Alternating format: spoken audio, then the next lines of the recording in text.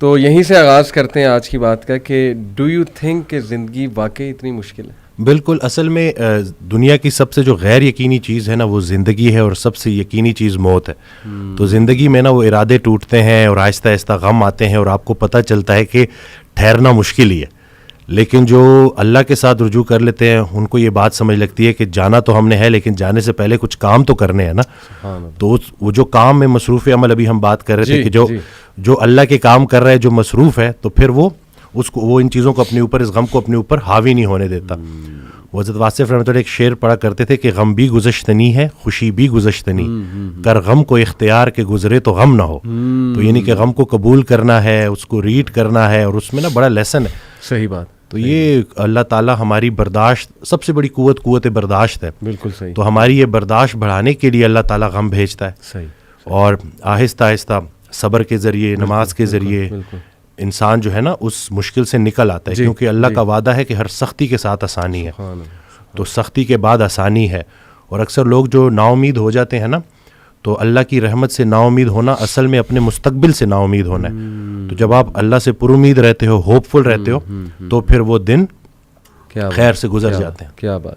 وسیم بھائی, اگر ہم دنیا پہ نظر دوڑائیں, ایسے غم ہے نا, یعنی لوگوں کی جب سٹوریز سنتے ہیں, اور اوور آل ورلڈ میں دیکھ لیں آپ, اور جو ہسٹری میں پاسٹ میں ہوا ہے, مطلب ایسے غم آپ کو نظر آئیں گے نا کہ انسان رو پڑتا ہے کہ یار واقعی دنیا میں بڑا غم ہے. لیکن اگر ہم یہیں پہ رک جائیں نا کہ بس دنیا میں بڑا غم ہے, زندگی بہت مشکل ہے, تو پھر تو ہوپ لیسنس ہے, پھر تو جو ہے نا وہ ایک ڈارکنیس ہے, ایک اندھیرا ہے.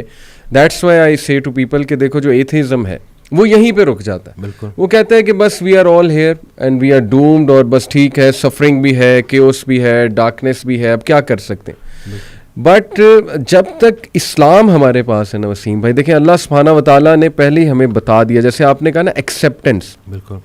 اللہ نے ہمیں ایکسیپٹنس دلائی ہے کہ دیکھو اس کو ایکسیپٹ کرو کہ یہ دنیا ایک مشکل کی جگہ ہوگی, یہاں تمہیں مشقت کرنی ہوگی, اسٹرگل کرنی ہوگی. وی ول ٹیسٹ یو. ہم دیکھیں گے تم میں سے کون ایمان والا ہے. کبھی بھوک سے, کبھی خوف سے, کبھی خوف کا انفیکٹ ذکر ہے کہ خوف سے ٹیسٹ کریں گے. آئی تھنک انگزائٹی میں خوف کا ایلیمنٹ کافی جو ہے وہ ہیوی حاوی ہوتا ہے. پھر لاس آف لائف سے تمہیں ٹیسٹ کریں گے, لاس آف فروٹ سے تمہیں ٹیسٹ کریں گے, لیکن وبشر الصابرین. اور دیکھیں اللہ نے پورا طریقہ بتایا ہے کہ دیکھو نا امید نہیں ہونا ہے. اگر یہ پرابلمز آ جاتے ہیں تو پھر اللہ طریقہ بھی بتا رہا ہے کہ تم نے ہوپ کیسے پکڑنا ہے. جیسے آپ نے کہا کہ نماز ہے, پھر صبر ہے. تو how amazing is the philosophy of our religion. بالکل سبحان اللہ. اور جو ایتھیسٹ سے جو نہ ماننے والا ہے, وہ میں اس کو یہی بولوں گا کہ وہ بیچارہ اللہ کی نعمتیں بھی استعمال کرتا ہے اور اللہ کو مانتا بھی نہیں ہے. سبحان اللہ. ٹھیک ہے نا. تو تحقیق جو ہے نا وہ آپ کو بعد میں وہاں پہ پہنچائے گی جہاں تسلیم پہنچائے گی آپ کو پہلے. تو جو سرنڈر کرنا ہے نا, یہی سب کچھ ہم نے کرنا ہے. ایک آڈیو میں وہ بیان کر رہے تھے حضرت, تو انہوں نے کہا کہ پورا سرنڈر کرنا ہے. تو جواب آیا کہ حضرت اتنی کمزور صلاحیتوں کے ساتھ پورا سرنڈر کیسے کروں؟ تو انہوں نے کہا کہ تم پورا سرنڈر کرو, تمہاری صلاحیتیں بھی پوری ہو جائیں گی. سبحان اللہ. تو یہ ہے کہ جب آپ پورا سرنڈر کرتے ہو نا, یہ جو اپنی کارسازی نکالو گے تو کارساز کی کارسازی سمجھ آئے گی نا. تو یہ جو اللہ ہے نا, یہ ہمارے ارادوں کو توڑتا ہے, اور نہیں آتی کوئی پریشانی اس وقت تک جب تک وہ بڑی پریشانی کو ٹالنے نہ آئی ہو. وہ ایک واقعہ سناتے تھے کہ ایک بندہ ایک اللہ والے کے پاس جاتا ہے اور کہتا ہے کہ میرا مکان نہیں بک رہا, تو دعا کریں. تو انہوں نے کہا کہ نہیں تمہارا مکان نہیں بکے گا, جاؤ. تو وہ بڑا پریشان ہوتا ہے, پھر دوبارہ جاتا ہے, کہتے ہیں کہ آپ دعا کریں. کہتے چلو میں دعا کر دیتا ہوں. وہ مکان بک جاتا ہے. تو وہ اللہ والے کے پاس جاتا ہے اور اس سے پوچھتا ہے کہ آپ جب میں پہلی دفعہ آیا تو آپ نے کہا کہ مکان نہیں بکے گا, اور جب دوسری دفعہ آیا تو آپ نے کہا کہ بک جائے گا. تو کہتے ہیں کہ پہلی دفعہ جب تم آئے تھے تمہارا ماتھا روشن لگ رہا تھا, تمہارے ماتھے پہ خوش قسمتی کے آثار تھے.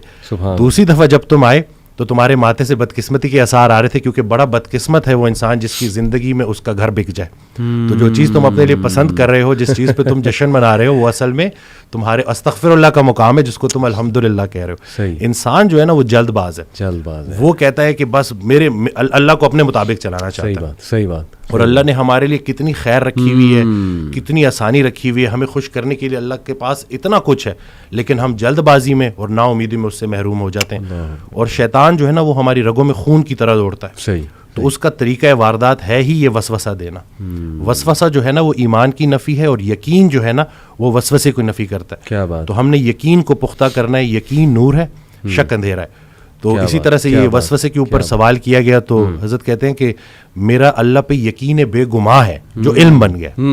تم بھی وہ یقین پیدا کر لو, تمہیں بھی علم مل جائے گا. زبردست. تو یہ جو شک ہے نا وسوسہ, یہ آج کل بڑا کامن ہے.